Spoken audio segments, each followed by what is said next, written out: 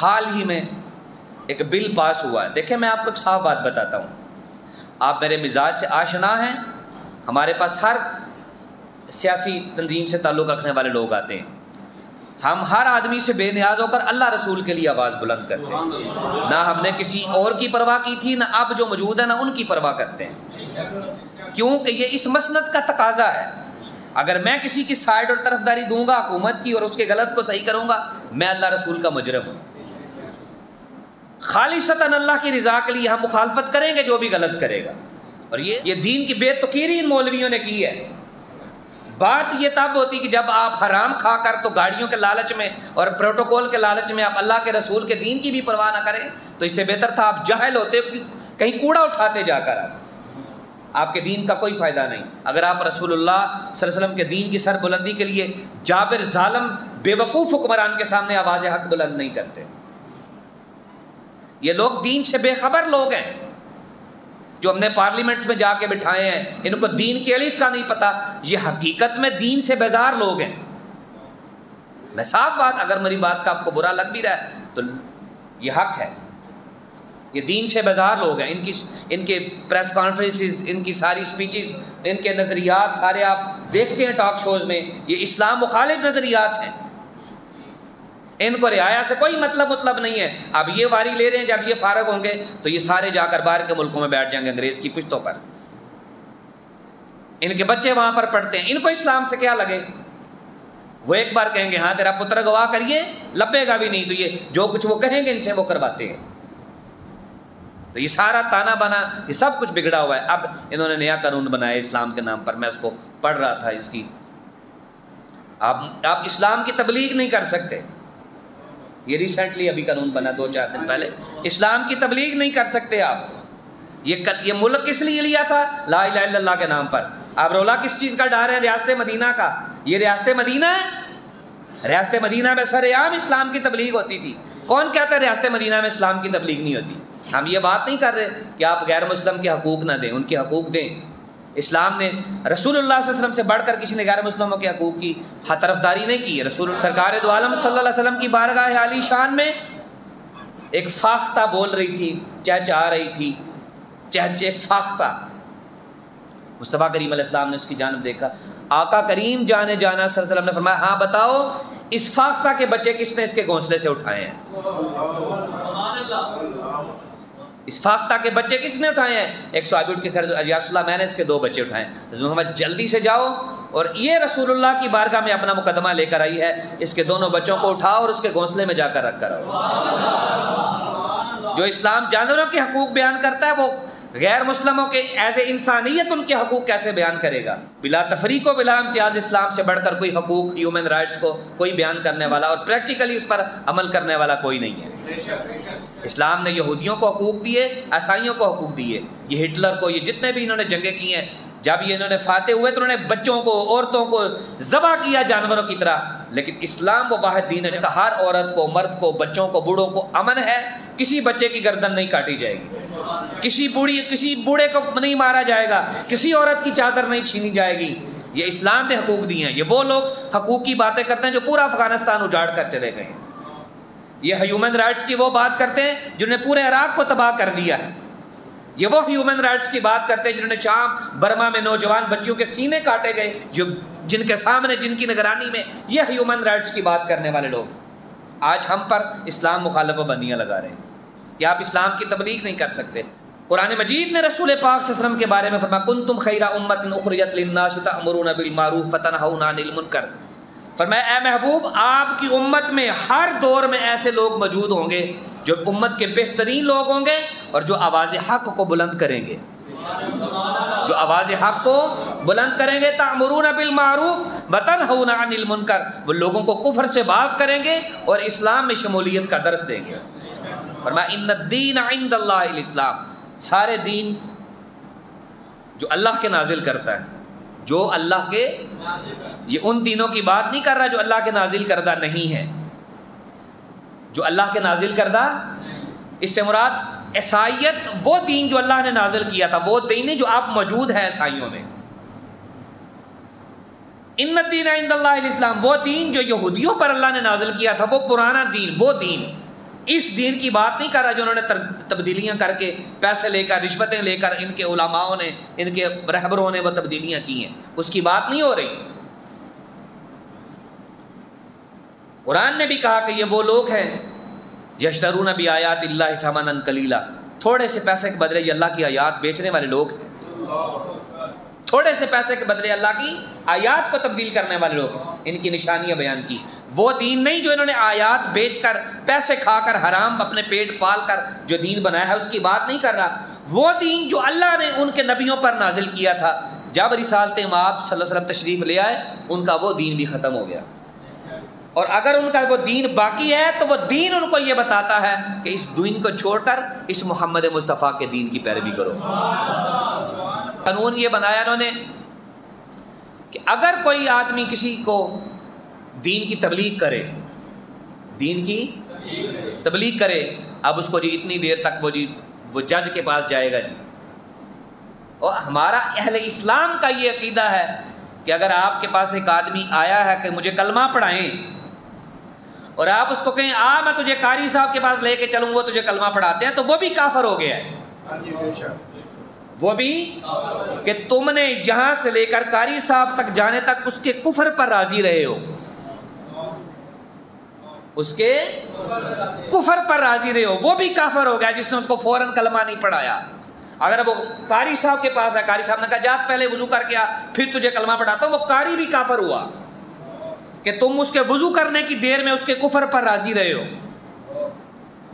یہ کسی مولوی کا فتویٰ نہیں، یہ آپ کو بھی یہ لاجک سمجھ آ رہی ہے کہ آپ گویا کہ اس کے اتنی دیر کافر رہنے پر راضی ہیں۔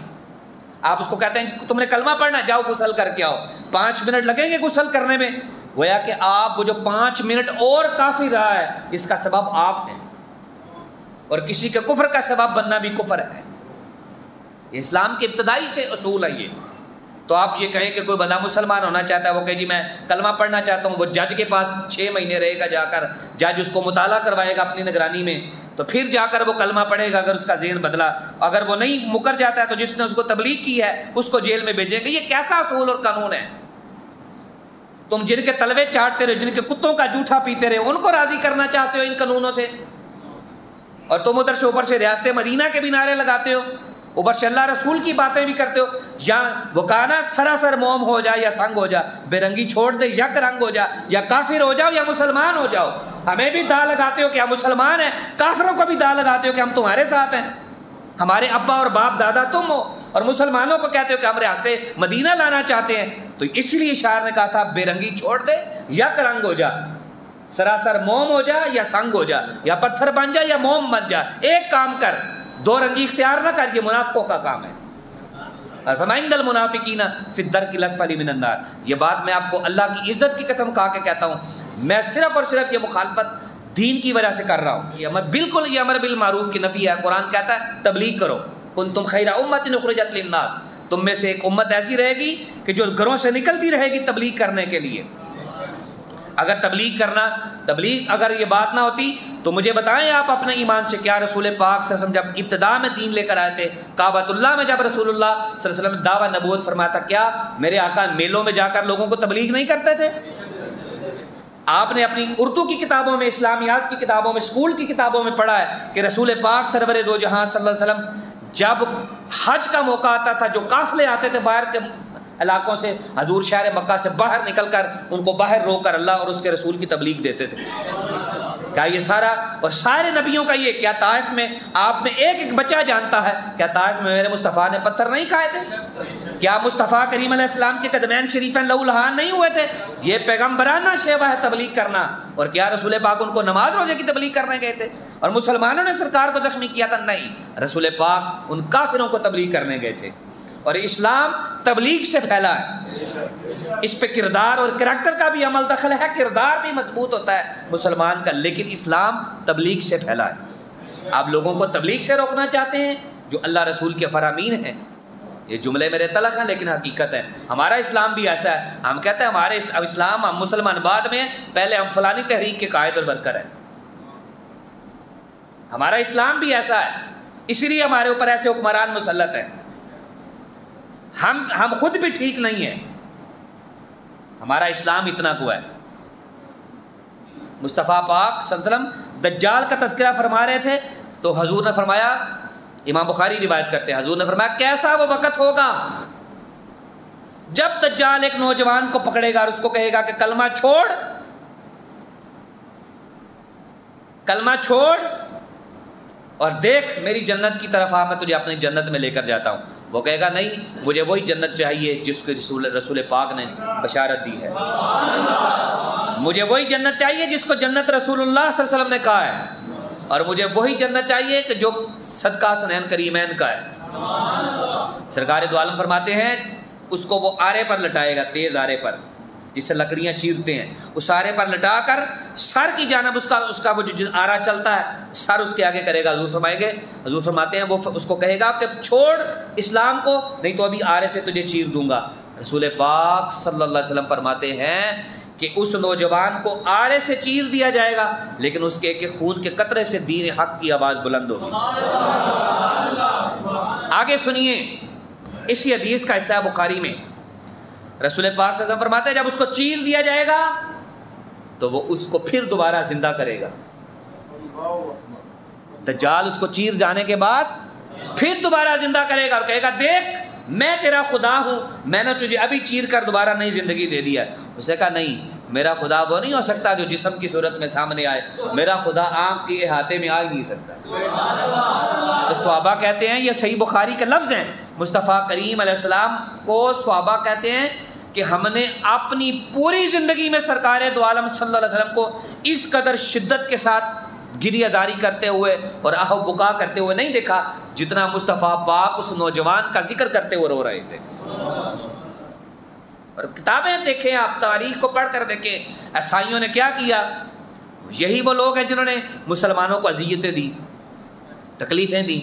آپ تاریخیں دیکھیں، برِ صغیر پاک و ہند کی تاریخ پڑھ کر دیکھیں آپ کہ بڑے بڑے تیل کے کڑا جو ہیں، بڑے بڑے برتن تیل کے بڑے بڑے کڑا، ان کے اندر نوجوانوں کو زندہ پھینک دیا گیا اس لیے کہ تم اپنا دین چھوڑ دو۔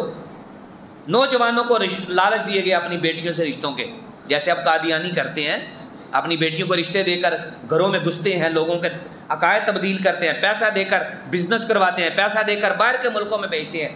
تو ایمان بچانا آسان کام نہیں ہے، اس دور میں مشکل کام ہے۔ ایمان اسی کا بچتا ہے جو اللہ رسول پر ایمان اعتماد اور اللہ رسول کی طرف توجہ رکھتا ہے، اور اسی کا ایمان بچتا ہے جو اپنے دل میں ہوک رکھتا ہے، ہوک جس کے دل میں طلب اور تڑپ ہے کہ اللہ میرا ایمان سلامت رکھنا۔ ایمان اسی کا سلامت رہتا ہے، مگر نہ وہ کہا تھا نا کہ ایک بزرگ رحمۃ اللہ علیہ تھے، ان کے چھت پر آواز آئی، انہوں نے آواز دی کون ہے چھت پر؟ انہوں نے کہا جی چھت پر اونٹ ہے۔ انہوں نے کہا کبھی چھتوں پر بھی اونٹ ہوتے ہیں؟ انہوں نے کہا اگر چھتوں پر اونٹ نہیں ہوتے تو نرم و ملائم بستروں پر اور فلم و ڈراموں کے ماحول میں اور اے سی کے ماحول میں اللہ رسول کی محبت کے بغیر بھی ایمان نہیں بچتے ہوتے۔ انہوں نے کہا کہ اگر چھتوں پر اونٹ نہیں ہوتے تو نرم ململ کے بستروں پر لیٹ کر بھی خدا نہیں ملتا۔ اس بندے خدا نے اسی وقت اپنی سلطنت کو ٹھوکر ماری اور جنگلوں میں نکل کر فقیری کو اختیار کیا۔ تو عزیزان گرامی قدر، ہم اپنے حصے کی ہماری آواز بلند کرنے سے کچھ بھی نہیں ہوگا۔ انہوں نے انگریز کے تلوے چاٹے ہیں، یہ وہی کریں گے جو ان کا انگریز کہتا ہے، یہ بالکل نہیں ہٹیں گے۔ لیکن ہم نے اپنے حصے کی آواز بلند کی ہے اور صرف اللہ کی رضا کے لیے آواز بلند کی ہے۔ کسی کو خوش کرنا، کسی کو ناراض کرنا ہمارا مقصد نہیں۔ اگر آواز حق بلند کرنے سے کوئی ناراض ہوتا ہے تو وہ ناراض خوشی سے ہو جائے، اس کی ناراضگی اللہ رسول کی ناراضگی سے بڑی نہیں ہے۔ اللہ رسول کی ناراضگی بڑی ہے۔ جس کو بھی موقع ملے وہ ارادہ رکھے، نیت رکھیں آپ اپنے دل میں، ہمیں کوئی بھی بد مذہب غیر عقیدے کا آدمی ملے گا ہم اس کو اللہ کے دین کی تبلیغ کریں گے۔ ہم کسی بھی کالے کافرانہ قانون کی وجہ سے تبلیغ نہیں چھوڑیں گے، ہم نیت کرتے ہیں، اس نیت کا ہمیں ثواب بھی ملے گا اور انشاءاللہ العزیز یہ نیت ہمیں سرخرو بھی کرے گی اللہ کی بارگاہ میں۔ ایسے قوانین کو ہم تسلیم کرتے ہیں، نہ ایسے قانون کی اللہ رسول کی بارگاہ میں کوئی اہمیت ہے، نہ ایسے قوانین کی مسلمانوں کی نظروں میں کوئی اہمیت اور وقت ہے۔ اہمیت اسی کی ہے جو اللہ رسول کی شریعت اور اللہ رسول کے قانون کے مطابق ہے۔ اللہ کریم ہمیں بھی صالح بننے کی توفیق دے، ہمارے حکمرانوں کو بھی غیرت ایمانی نصیب کرے۔ وآخر دعوانا ان الحمد للہ رب العالمین۔